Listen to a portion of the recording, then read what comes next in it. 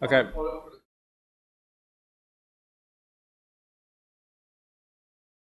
Welcome back, everyone. We'll resume the briefing. Thank you.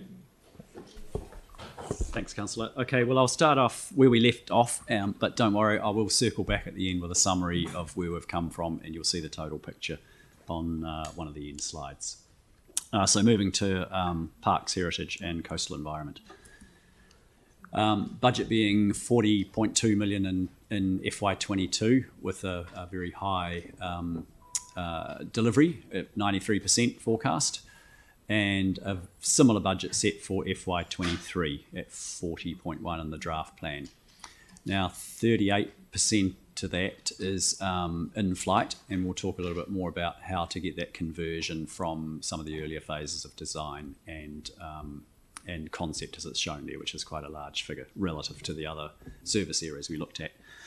So there's been a little bit more work done since the briefing on Monday, and we've recommended a decrease in the budget of 3.6 million. A little bit of maths to work through that is the deferral of 4.5 million. To take that out, but add back in Takapuniki and 0.4 million for Coronation leaves a net reduction of 3.6 million. So that means the budget for a recommended 36.5. I might ask Andrew Rutledge at this point to just talk a little bit more about the content of those deferrals. That was one of the specific questions from Monday's briefing. So, Andrew, are you able to elaborate on that, please? Thanks very much. I mentioned the rephasing of some of the ORAC work. So there's there's about 6 or 7 projects. So rephasing about 2.5 mil of ORAC, rephasing based on the PM's most recent forecast, 726, about 750,000 on Akaroa Wharf, 500,000 on Cunningham House. So we're just rephasing these to when the actual builds are going to happen. There's a smaller amount, 316k on the Botanic Gardens access and car park development. That may or may not proceed. It may actually convert. The guys are exploring how to do better tree protection with the existing car park. So it's not ready to deliver. And there's a little bit more in the Botanic Gardens around services renewal. It kind of relates to lining that up for Cunningham House as well. And there's the Port Levy toilet block renewal. It's only 60k in the next year. There's been quite a lot of work and engagement done with Mana Whenua over there. But Mana Whenua have sort of asked for a bit of a pause to reconsider the location. So it's just not quite ready to go into flight. So that's the 4.5 million that's being rephased. Thanks, Andrew. So very similar levels between FY22 and 23 with those minor amendments. And as we've reported earlier, the team's put in a number of things in place around sort of project management systems and governance processes with resourcing to really drive that delivery. And just looking through these next 3 or 4 slides on the feedback from the hearings, the Takapuniki one is the plus 500,000, which we've referred to just now. Otherwise, the LTP provisions remain 48 in 23 and 400 in 24, I'm guessing that is. And then it just says FY2. Paul will just check that for me. I'm pretty sure it's 24. In Coronation Reserve, the additional 400,000. The number 33 Rahwiti and the balance Naval Point, Templeton Playground, and the biodiversity one are all nil impact. And the last one, tree canopies, nil impact with provisions already spread through the LTP as written down on those slides. So that's the Parks and Heritage service area. Councillor Davidson. Thank you. Is there any questions? Yanni? Do we need a formal resolution to seek or to lodge a report for Takapuniki Reserve to become a reserve of national significance? And do we need a budget attached to it to develop the proposal? I'm just increasing. I mean, this was kind of one of the questions raised during the hearing, is that it needs to be elevated up from a local project to a project of national significance. I think I've also put through a question whether we've applied for any funding from central government for the money that they're putting in to support Māori culture in Matariki. There's a tourism fund. I guess I'm just trying to, like, given the significance of the site, to me it just still feels like it's undervalued. And I just think we need to kind of show or take steps to kind of just to elevate it. Andrew, do you have a response to any of those? Look, yeah, I mean, it's a good notion. Obviously, we can't deal with this in the time frame we have for the annual plan, but there's no reason why we can't call for more information to be brought back to council. We're going to need a multi-pronged approach, and there'll be some engagement required at the ground, well above, officer level. So, yep, there's nothing wrong with asking for a report on a comprehensive approach to all of these issues that have been raised. Yeah. Not just the actual funding of the development works, but also, achievement of national significance. Well, there's a number of elements here. Like, for those of us who are familiar with it, who've been on different hearings and stuff, like, there's the Red House, there's the barracks, there's the Britomart right next door, which was again one of the other submitters raised the concern, and it almost like it needs to be put together as a significant cultural package, and then elevated with. I don't disagree, and they've taken the notes down. I think whatever we do in this space, we need to do in partnership with Mana Whenua. That was the question I asked of them, and they said yes, we would welcome. Yeah, but Andrew said he's noted it down, and we can get further advice. And it's not for this annual plan. Thanks, Gianni. Well, I don't want elected members to find themselves slightly caught between two things on the annual plan day, because I think it's crucial, Andrew, that I would suggest you might want to ask that it's a joint report back from council and the Runanga in terms of advice to council in relation to all of that, rather than just a council advice. Yeah? Yeah. Because I suspect they will want to take a perspective around the reserve, which will be the pros and cons of it being national versus local control by the Runanga themselves. Completely. So I just think we need to be sensitive to that, Mike. Yeah. I agree. Celeste. Andrew, sorry if I've missed the detail. Can you just tell me what the rephased work will be for the OARC? Because I wasn't clear on that. The detail about the deferral On the OARC. of the ORAC. So the budget was put in at the long-term plan, and it was anticipating, I guess, that would be a bit further ahead than we are now. There's still plenty of money left in next year to continue works.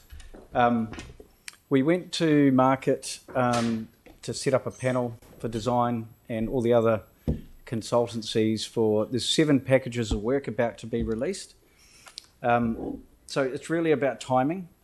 I guess, fortunately, that package received a very high level of interest in terms of tenderers, and it took some months. It took 5 or 6 months to get through the responses, the significant tags and the legal processes to get to this point.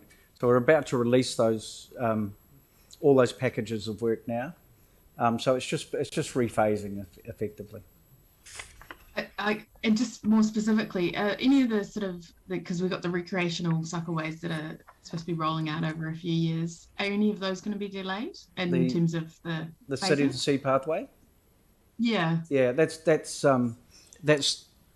1, 2, 3 of those packages. So to get there as fast as we're able, we've actually split the pathway into three phases.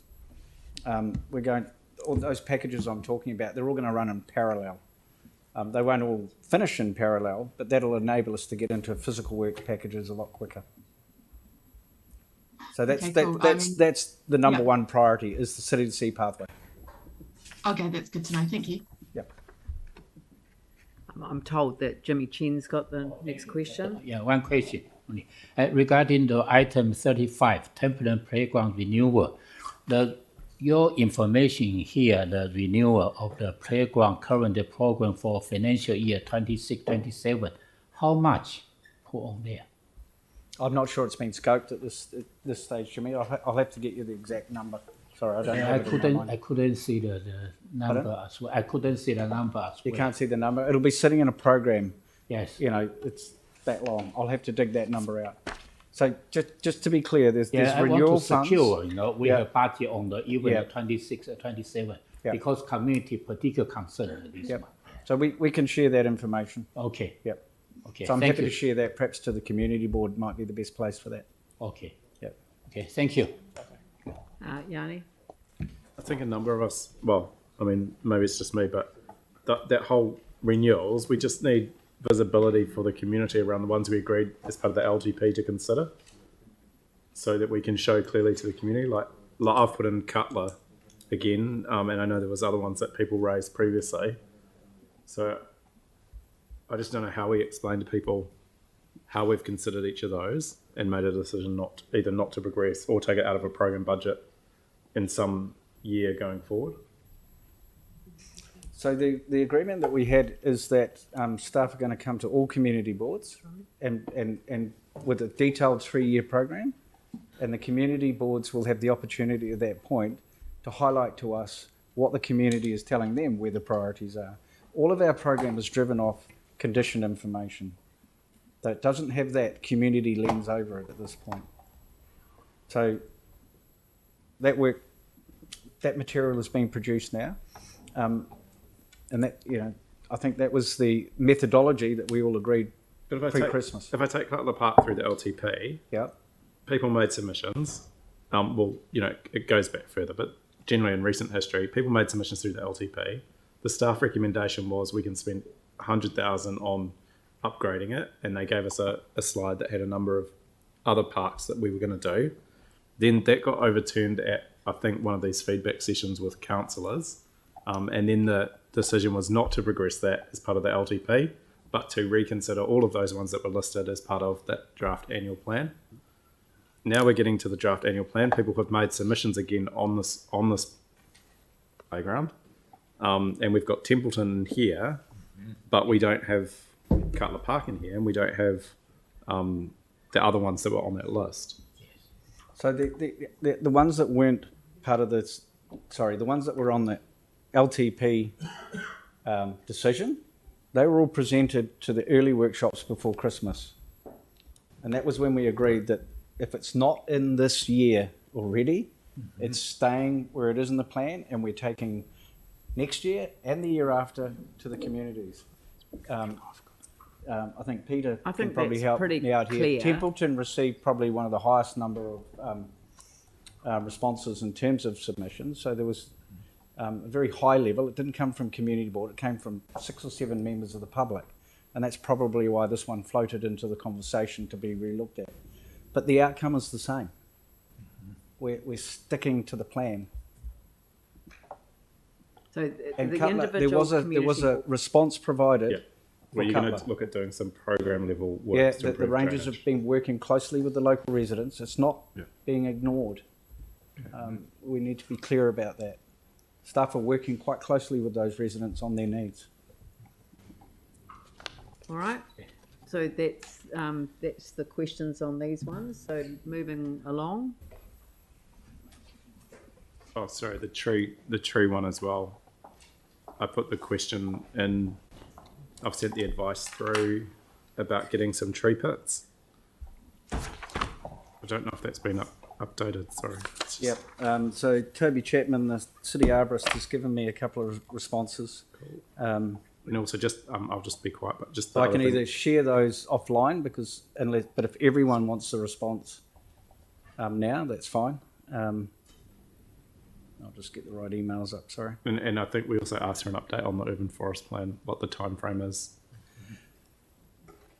Yes, and the memo is being released, I believe. In fact, Toby's just chasing it's popped up. Yep. So you'll see that in due course. So in terms of the previous matter that you raised, Yanni, about perhaps putting money on for trees and pits. So Toby's response is the references were really just examples, and his advice still is he was trying to provide examples of how we could do improvement, but he concluded in that presentation that hold off on the budget increase until the plan is in place. Otherwise, it's just random expenditure with no defined outcome. Losing trees, and we're getting residents making submissions through this process to do more. So I'd rather tag some money in this plan so that when that plan is done, then we can actually get on and do stuff rather than wait another 12 months and say, well, we've got no budget, so then we need to wait even further. It's not really a question for me. No, it's not, and but it is an issue that that all of the councillors are concerned about in terms of the trees. And I think I raised this the other day in relation to sort of conversations that that we've been having about how do we allow the community to identify trees that they wish to see protected, on private property, which is something we can't do. John Higgins has provided me some advice on that I can share on the private tree protection. Something I should have mentioned earlier that just so councillors are aware, trees that come through our tree nursery have a 2-year lead-in time. So you've got to be mindful of that as well. You can't just suddenly massively increase the number of trees you want to plant because there's literally not that many trees around between our nursery, Trees for Canterbury, and some of the other nurseries. And significant increase in plantings for other purposes as well. Yes. So, there is a lot of pressure on our tree And that's stock. why we're sort of pleading, and we understand the frustration about the delivery of the plan, but we're pleading to wait for the plan so you can consider it, the public can consider it, and that understand why we want to invest significantly in that area. And we have got changes coming with our district plan changes, which would enable revenue to come from those doing developments for, that have had to clear sites for the developments, are willing and very willing to contribute to the cost of putting trees in streets and beyond. So John provided, I guess, a few bullet points on the private protection, and as well as a bit of advice on what the current plan changes are reviewing. So the current plan changes are reviewing the existing schedule only. So trees aren't being added to that schedule as part of this change. His unit does have a plan change related to trees on the plan change priority list. The latter plan change will consider whether trees can be nominated by property owners. He refers to the meeting that you had, Leanne, with Minister Parker about a streamlined approach. Now, his advice there is a streamlined approach would require legislative change. Yes. So it's not all in our hands. That was the minister. The minister was indicating to us that they are very willing to have that conversation. Yep. So I think that providing us with advice that we can then share with the minister about the nature of the changes that we'd like to make. Yes. And also, I think to get a reaction from our public. And perhaps the urban forest policy is the way to do this. Yep, but invite people through that process to tell us whether they have trees on private land that they would want to be considered through a fast track process if we were able to deliver it. Yep. Yep. And that's the tool, and that's where the criteria would be well defined and established. Yep. Okay. All right. So that's these ones. So we move on to the service area discussion, digital facilities and other. Yeah, just picking up that last category. So just got this one slide here, budget of 42 with a forecast delivery at 80% and a draft budget of 45.3 recommended to be retained going forward. These are the sorts of items that I talked about the other day: IT projects, network upgrades, SAP improvements, things like libraries, housing renewals, property purchases, and some renewals in leisure centres and such like. So there's a bit of a miscellaneous bag in here. So that's the only slide I've got on digital and facilities. It's a retained position. Yep. Okay. Yep. Next one. Our next one's just a very quick overview and reminder of these two significant ones, Te Kaha and Parakiori. Parakiori is just a rephasing in line with the projected delivery programs which go into next year, so it's a carry forward provision there. Yep. And Te Kaha you all well know about, with some reports in the very near future. Yep. Yep. Okay, so they form part of that bigger picture. Then the summary. So taking you to the summary and just circling back to where we began, the left-hand columns, the draft annual plan, proposed changes down the middle, and the recommended position. So with transport, no change, having heard about that this morning, including from Lynette, the Three Waters, the 190 position, with Helen's assurances around delivery. The slight adjustment sitting around the Performing Arts Centre, being a deferral there to reduce to 53.9, and Parks and Heritage we've just heard from with those the carry forward, but the adding in of Takapuniki and the Coronation Reserve for 36.5 and retain for digital. So that leaves a total recommended position for those groups of 484.8 million. Yep. Peter's just got a closing bit after Andrew's finished. Yep. And I'm still very keen for you to actually focus on these summary issues. Yeah. Specifically, because the last one is one that councillors need to just focus their attention on. Mm-hmm. Yeah, yeah. So wrapping up, just talking through this, the carry forward currently estimated at 127. That's spread across the beyond the current LTP years and 25 to 31. That was the colourful vertical bar chart you saw before.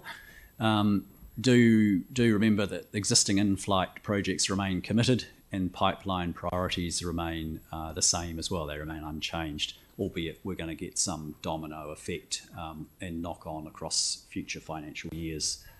So the proposed budget 484.8 with those adjustments we've outlined.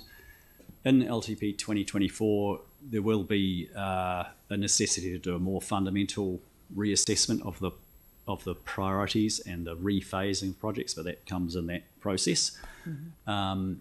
And when we adopt the FY23 plan, I think this is an important point, speaking to some of the councillors' questions as well, we need to do a more detailed phasing to incorporate that feedback and just give that greater visibility across particular programs of work, which we've had a few questions around, just to get that visibility of specific projects in renewal programs and to see that prioritisation. And yeah, at a program management office level, there are and remain a number of risks, not least the things like COVID and the consequential supply chain issues, geopolitical instability, resourcing and competition for staff and resources, and the obvious inflationary pressures that we're all experiencing at the moment. So they're risks very much sort of beyond our control that we have to continue to work with and manage within. So, and I guess that speaks a little bit to the sensitivity analysis type curves that we put up before. So if some of those impact us, then we'll see some pullback. If we can get our way through them, then we'll be more on the upside. Yeah. And we can continue to report against those in the F&P on a monthly basis, so we can give some updates in those areas so that we can see where it's happening and what the impacts are. Yeah, I'm assuming that Andrew and Sam are all over the reporting requirements in that regard. Yeah, good. All right, Dawn. Peter, I've asked for a response to the question that Councillor Johansson made this morning in terms of how do we know we're tracking the things that were approved in the LTP or take any annual plan. Oh, okay. So we thought we'd give you the usual, in the sense of the quick response, to actually show you exactly how we do that and give you an example of how. So Peter, please. I don't want the public nor the members to walk away from here thinking that we are not tracking what it is that we're doing. Sure. Look, this is reasonably short. I realise that everybody's keen to move on. Look, in response to the question this morning, I just wanted to frame for you, at any one time, we've got hundreds of actions being tracked for council, and historically they run into the thousands. I just wanted to explain that when you do an LTP, what actually happens. When you approve levels of service and capital projects, those of you on Finance and Performance Committee know that we come back to you with a monthly report, including analysis, remedial actions, staff advice on anything that is an exception. That's fully open to the community. You also get analysis around the portfolios of the capital program. If you look across the country, you'll find that that stacks up in a very strong way. Most councils only report quarterly. Most councils don't report on exceptions. Many councils don't report on things they find inconvenient. We put it out there, warts and all, every month, every time, about everything, is the bottom line of those hardcore LTP components. But in terms of the processes that you might request during an LTP, like information or some process that's not a level of service or a project, those are rounded up if they're agreed. I just want to stress this, that if an idea is floated but it doesn't achieve consensus or agreement, it won't be tracked because it's not agreed. Info Council tracks the progress of all LTP undertakings, so anything that's in flight or closed off. And for this annual plan, it generated a report on all requests flowing from the LTP, and we used that as the basis of the very first draft from staff.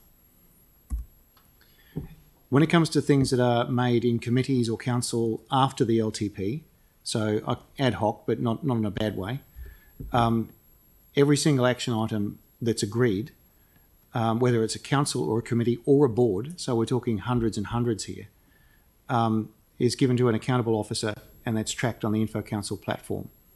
They have a deadline to report back. They get reminders from senior staff and general managers, and we come back to you every month on Big Tin Can to say, this is what's still open, this is what's closed, this is what staff have said, this is what we're still chasing. So there's an example. You may not have seen inside, but that's the level of detail that we track.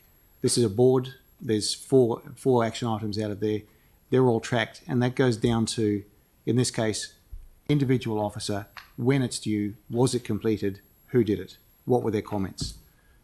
So, and lastly, of course, the annual plan requests. We're facing about 114 at the moment, if no more come in. The vast majority of those have got staff advice and recommendations, and have already come back to councillors. There's a small number outstanding that might need more detail. The main constraint here is not actually systems or processes, because ours will stack with anything in the country. It's staff resources and continuing requests are the origin of those 10 that are yet to be landed. So I just wanted to kind of circle back and be clear about what we have in place to make sure that when something's raised as a formal decision, the rigour and assurance around how we deal with that. Now, it's possible in any large information system that something might go to the wrong person, or that someone might have COVID and not answer in time. But by and large, at a audit and risk level, the processes are there and they're very solid. If something isn't, and acknowledging that there's thousands of these things, if something isn't, just raise it with us and we'll go track it down, because we can. So I just wanted to put some assurance around how that works. So just circling back then to the one that Yanni raised, just as an example, it's a resolution carried at the LTP to be forwarded to the annual plan. Where is that daylighted in the public reporting on the annual plan?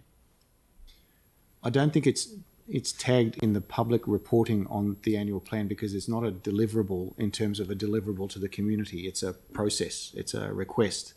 So, But if it was to have a report prepared for consideration in the annual plan, how would that be daylighted in the annual plan reporting process? okay, there isn't really a reporting process for drafting an annual plan. There's the staff recommendations to you, Yeah, and it should be part of that.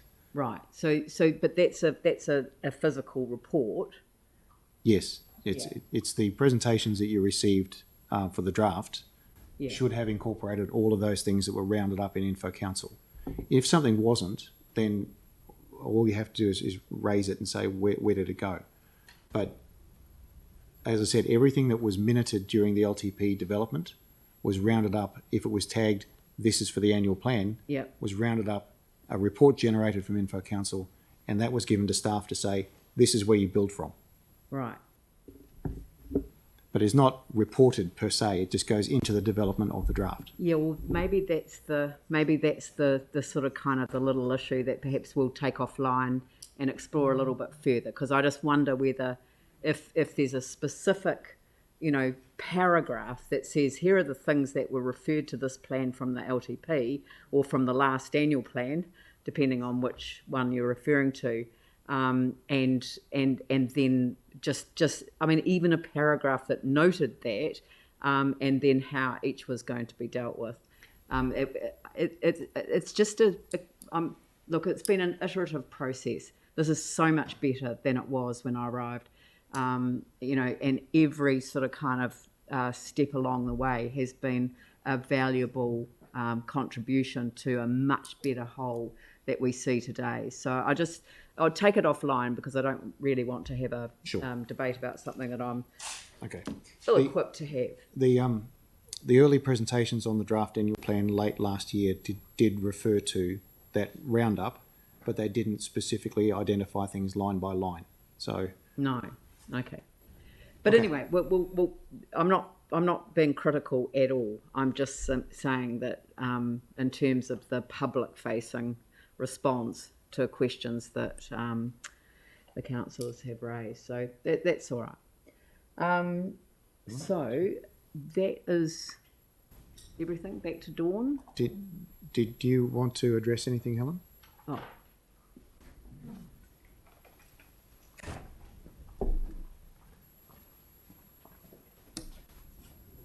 Just one question that was asked around on Monday and responded to today verbally, we still haven't really got a steer on, and there was the staff recommendation was not to put an additional 500,000 on for the sediment erosion control. We were asked if we could deliver something with the 250,000 and said yes we could, but we still don't have a steer on whether that's 0, 250 or 500.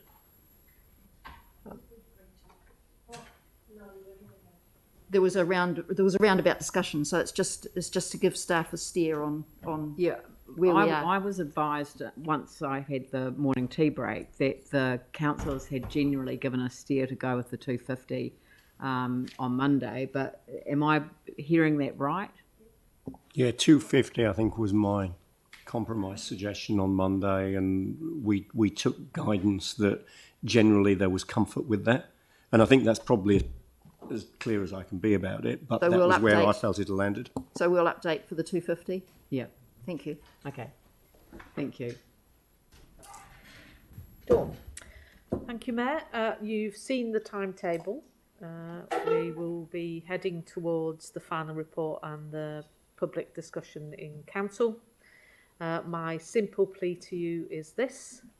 Besides saying thank you for your attention and feedback to my officers today, every part of that helps us build a comprehensive annual plan report. But we really do need your amendments by Sunday, the 29th of May. That is the cut-off day, elected members. So please will you ensure you can deliver that for us, and then we can give you the proper, well-considered advice for you to be able to debate in June. And my CFO is back. Leah. I just wanted to update, just to give you the heads up. So OCR's moved up today. 50 basis points, which was expected. What isn't expected was the forecast increase of the peak over the short term. So we may need to adjust some of our interest numbers. I'm just giving you a heads up. Okay, we'll deal with that in briefing next week then. Correct, but I just wanted you to know today that hot off the press, but this is the dynamic we're working with. Yeah. Okay. Very agile team preparing the annual plan. Thank you, members. Thank you, staff. Thank you very much. All right. Right. Sorry, I should really get my thing out. I do apologise.